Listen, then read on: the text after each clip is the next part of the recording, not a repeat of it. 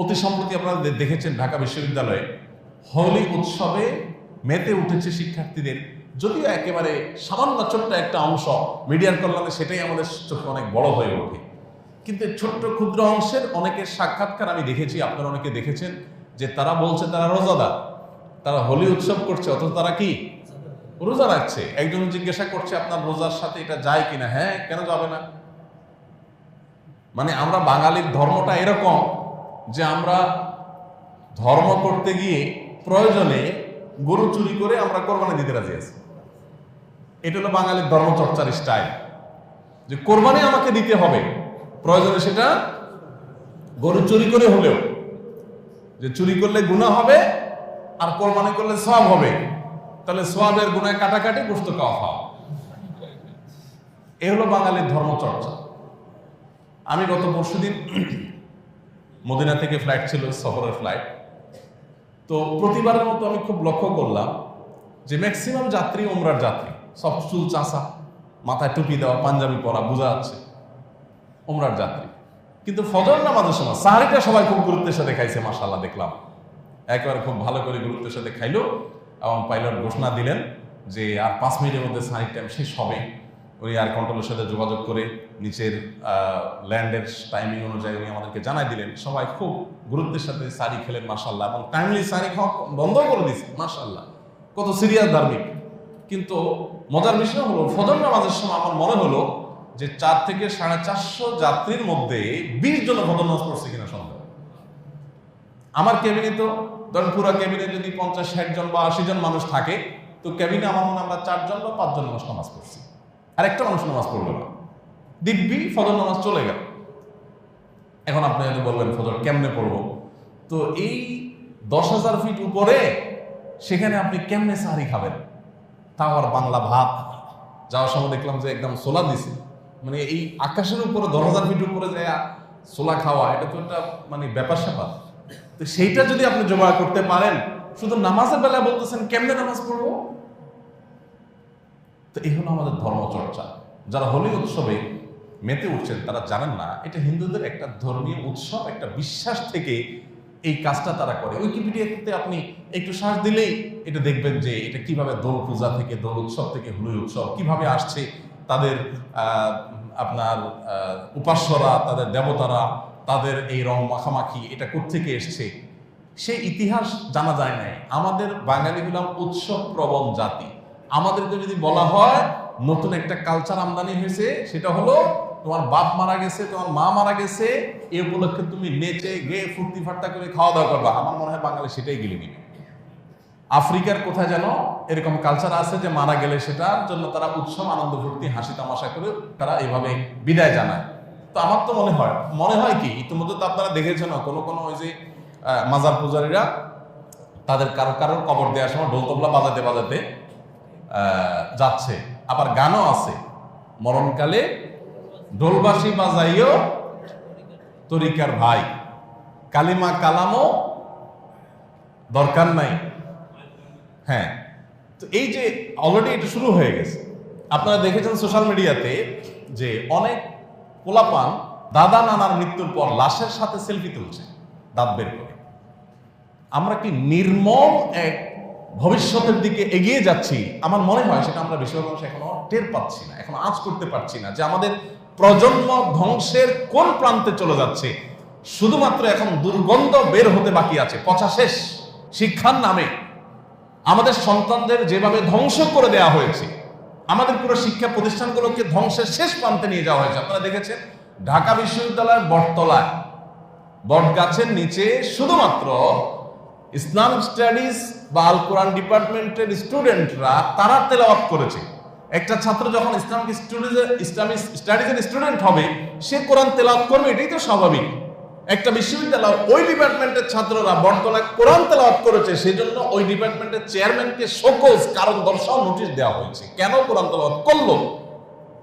একই জায়গায় গান বাজনা হয়, একই বাজার সবকিছু হয়। এই যে হোলি উৎসব হলো, মুসলমানের সন্তানদেরকে রং মাখামাখিতে মাতানো হলো, এগুলো সবগুলো নিয়ে কোনো প্রশ্ন নাই। সরস্বতী পূজা হলো, সেটা নিয়ে কোনো প্রশ্ন নাই। কোরআন তেলাওয়াত কেন হলো, সেটার জন্য শোকজ জানানো হয়েছে। আর কি বাকি আছে বলেন?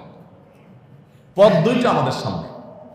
এক, নিজের প্রজন্মকে রক্ষা করার জন্য এই সকল অনাচারের বিরুদ্ধে দাঁড়ানো আর সময় নেই, দেয়ালে পিঠ ঠেকে গেছে। আমি আবারও বলছি, পচন শেষ, এখন শুধু দুর্গন্ধ বের হতে বাকি আছে। আপনার লাশ নিয়ে আপনার সন্তান ফুর্তি করবে আপনার মৃত্যু উপলক্ষে, সেটা শুধু দেখার বাকি আছে হয়তো। রমজান মাসে একটা বিশ্ববিদ্যালয়ের গাছের তলায় কোরআন তেলাওয়াত করছে, সেজন্য এদেশের নাস্তিকগুলো যারা আমাদের শিক্ষা ব্যবস্থাকে ধ্বংস করে দিয়েছে, সরকারের মাথায় আপনার লবণ রেখে যারা বড়ই খাচ্ছে, এটা হাতে গোনা কয়েকজন, এরা মূলত সরকারের অনুগত মানুষ। এরা সরকারকে ভাঙায়া ভাঙায়া আমাদের শিক্ষা ব্যবস্থাকে তলে তলে শেষ করে দিয়েছে। এটা বোঝার মতো সে মানুষও হয়তো নাই। মনে রাখবেন, সাফার করতে হবে আপনার আমার মানুষদেরকে, সমাজের যাদেরকে এলিট মনে করেন, যারা আমাদের নেতা, তাদের ছেলে মেয়ে দেশে থাকবেও না, পড়বেও না, তারা তো রাখবেও না, সন্তান ধ্বংস হবে আমাদের। আপনারা দেখতে পাচ্ছেন ঈদের আনন্দ, রমজান উপলক্ষে যে ঈদ, এটা মুসলমানদের একটা উৎসব, সেই উৎসবে আরো আপনারা দেখেছেন বাচ্চাদের পাঞ্জাবি বের করছে, সেখানে এখানে আপনার সমকামিতার সিম্বল তারা সেখানে রেখে দিয়েছে। আপনারা দেখেছেন যখন সোশ্যাল মিডিয়াতে প্রতিবাদ শুরু হয়েছে, তারা সেটা সরায় নিয়েছে এখন ওয়েবসাইট থেকে।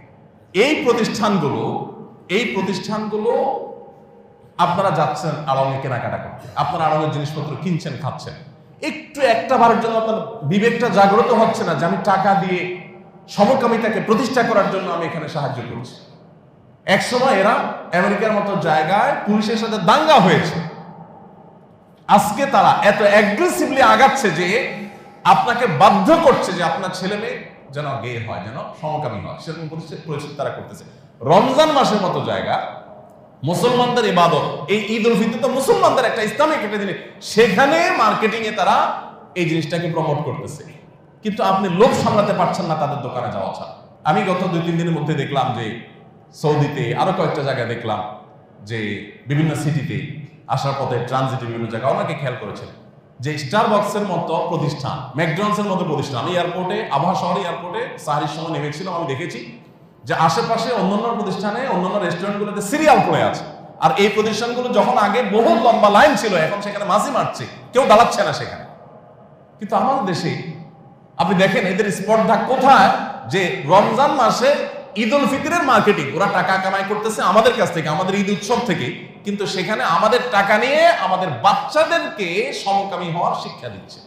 তীব্র প্রতিবাদ যখন শুরু হয়ে গেল, মিডিয়াগুলো একেবারে চুপচাপ, কোনো মিডিয়াতে কোনো নিউজ নাই, খেয়াল করবেন, কোন টেলিভিশন নিউজ নাই, সবগুলোকে টাকা দিয়ে কিনা শেষ তাদের। এই দেশে গোটা রাষ্ট্রযন্ত্রের প্রতিটা জিনিস যেন আমাদের সাথে বিরোধিতা করছে, এমন একটা অবস্থা। ভয়ঙ্কর এক ভবিষ্যৎ আমাদের সামনে অপেক্ষা করছে। আমার তো মনে হচ্ছে কঠিন এক সংঘাতের দিকে নিয়ে যাওয়া হচ্ছে জাতিকে। কেউ যেন দেখার নেই। বটতলা কোরআন তেলাওয়াত হয়েছে, সেটার জন্য সহজ দেওয়া হয়েছে আপনার বিভাগীয় প্রধানকে। চিন্তা করা যায় কেন কোরআন তেলাওয়াত করা হোক, গান হতে পারবে, তার জন্য কোনো অসুবিধা নেই, নাচ হতে পারে, কোনো অসুবিধা নেই, সরস্বতী পূজা হয়েছে, তাতেও কোনো সমস্যা হয় নাই, হোলি উৎসব হচ্ছে, তাতেও সমস্যা নেই। সমস্যা হলো কোরআন তেলাওয়াতে। কোরআন তেলাওয়াতের মধ্যে কি সমস্যা থাকতে পারে আমাকে বলেন? কোন ইসলামের নামে বক্তব্য দিতে গিয়ে আপনি এমন কিছু বললেন যেটা নিয়ে আপত্তি তোলা যায়, কিন্তু কোরআন তেলাওয়াতের মতো একটা নিরীহ ইবাদত, এখানে পর্যন্ত আপত্তি। কার জায়গায় বসে? যে ঢাকা বিশ্ববিদ্যালয়ের জায়গা দিয়েছেন কে?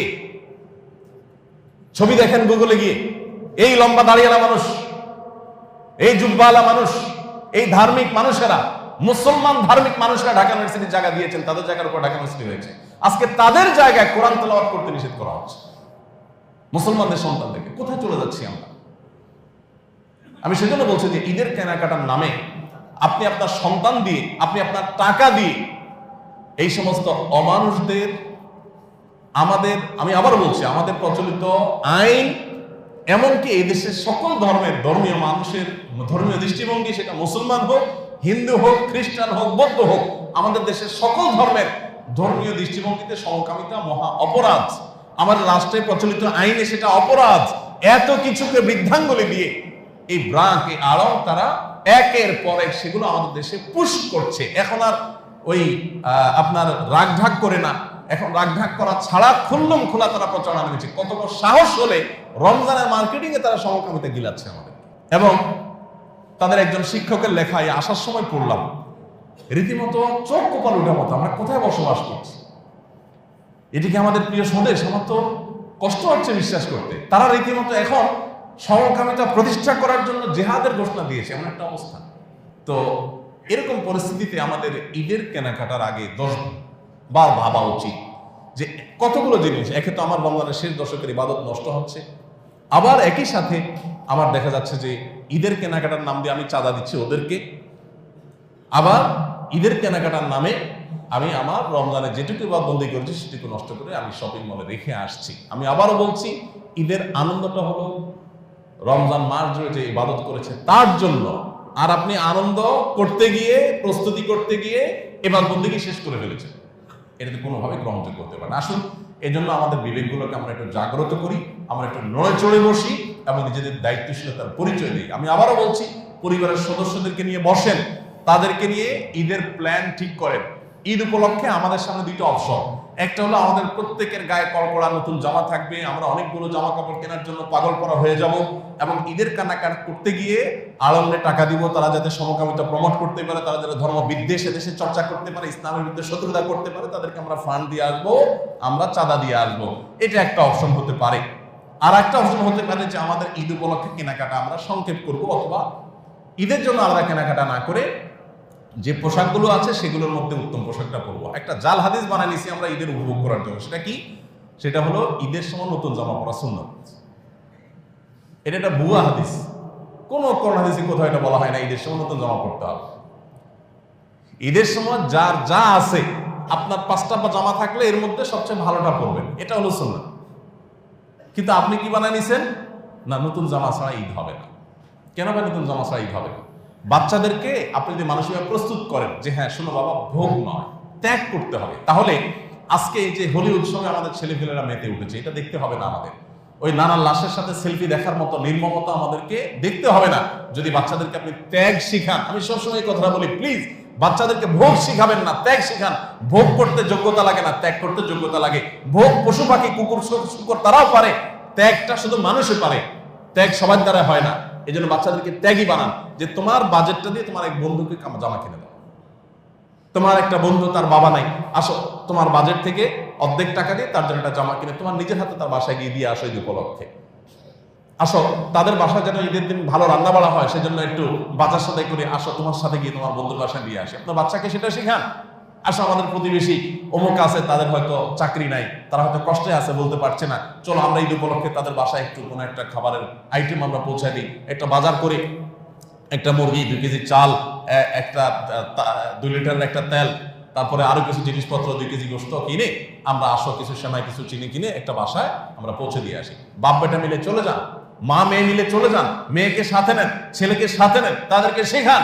তাহলে সেক্ষেত্রে আপনি আদর্শ পরিবার পাবেন। এই পরিবার দেখার পর আনন্দে অশ্রু ঝরবে, আপনার ভালো লাগে কাজ করবে।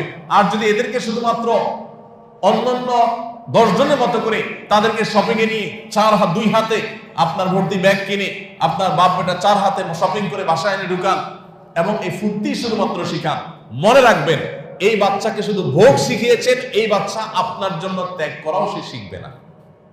সে বাপের জন্য যে ত্যাগ করতে হয় এটাও সে শিক্ষা পাবে না। এখন সেই নির্মমতা আমরা দেখতে পাচ্ছি। বাপ মা এটা মানুষের জীবনে এখন সবচেয়ে গুরুত্বহীন সাবজেক্টে পরিণত হয়েছে। আমাদের তরুণ প্রজন্মের অবস্থা ভয়াবহ। এই ভয়াবহতা একদিনে হয় নাই। এই কালচারাল পরিবর্তনটা আমাদের দেশে করানো হয়েছে পরিকল্পিতভাবে। এই জন্য আল্লাহর হস্তে রমজান মাসের যে আহ্বান, রমজানের যে ডাক, রমজানের যে আবেদন, সেটাকে আমরা গ্রহণ করার চেষ্টা করি এবং সেটাকে রমজানের শেষের দিনগুলোতে আমরা ইমপ্লিমেন্ট করি। আসলে সেটাকে আমরা প্রয়োগ করি এবং পরিবারের সদস্যদেরকে নিয়ে বসে আমরা ব্যয় সংকোচনের সিদ্ধান্ত নেই এবং তাদেরকে বলি আমাদের 10,000 টাকার ঈদের বাজেট 10,000 টাকায় খরচ হবে, কিন্তু 10,000 শুধু নিজের জন্য হবে না। আমরা যদি গরিব দুঃখীর জন্য আলাদা 5,000 থাকে, আমাদের বাজেটের 10 থেকে আরো 5 আমরা সেখানে প্লাস করব আর নিজেদেরটাকে আমরা কমাবো। এবং বাচ্চাকে শিখান যে তোমার বন্ধুর গায়ে তোমার মতো একটা জামা পরা থাকুক, সে গরিবের ছেলে, তাহলে তোমার কাছে কি ভালো লাগবে না? চলো সেই কাজটা করি। বাচ্চাদেরকে শিখান, বাচ্চারা কিন্তু এগুলো পছন্দ করে, বাচ্চাদের কোনো দোষ নাই, ওরা চায় ভালো কিছু করতে, কিন্তু আমরা তাদেরকে ভালো কিছু করতে শেখাই না। আমরা শুধুমাত্র আব্বু তোমার কি লাগবে, যা চাচ্ছে তার চাইতে 3 গুণ তাকে কিনে দিচ্ছি। কেন? তার জীবনে, আমি সবসময় বলি আপনার এই ছেলের জীবনে যখন বড় হবে সে ইনশাআল্লাহ এক সময়, তখন সে জীবনে যা চাইবে সবকিছুই কি বেটে বলে হবে? অনেক কিছুই কিন্তু হবে না। পরীক্ষার রেজাল্ট কাঙ্ক্ষিত হবে না, চাকরি চাইবে, চাকরিটা হবে না, অনেক কিছু চাইবে, হবে না, তখন সে কি করবে? এই বাচ্চাকে যদি আপনি আগে থেকে ছাড় দেওয়া না শিখান, স্যাক্রিফাইস না শিখান, ত্যাগ না শিখান, ভোগ যেন না করে সেটা না শিখান, তাহলে এই বাচ্চা বড় হওয়ার পর যখন এরকম পরিস্থিতি আসবে, ডিপ্রেসড হবে, সে আত্মহত্যার দিকে চলে যাবে, সে নিজেকে ধরে রাখতে পারবে না। আপনি তাকে এখন শিখান যে বাবা যা চাই তা পাইতে হয় না, তুমি জিনিসটা চাইছো তাই তোমাকে পাইতেই হবে, নট নেসেসারি। জীবনে বহুত কিছু চাওয়ার সাথে পাওয়ার মিল থাকবে না, সো এখন থেকে তোমার সে প্র্যাকটিসটা করতে হবে। আল্লাহ আমাদেরকে সেই তৌফিক দান করুন। আস-সুন্নাহ ফাউন্ডেশন, উম্মার স্বার্থে সুন্নাহর সাথে।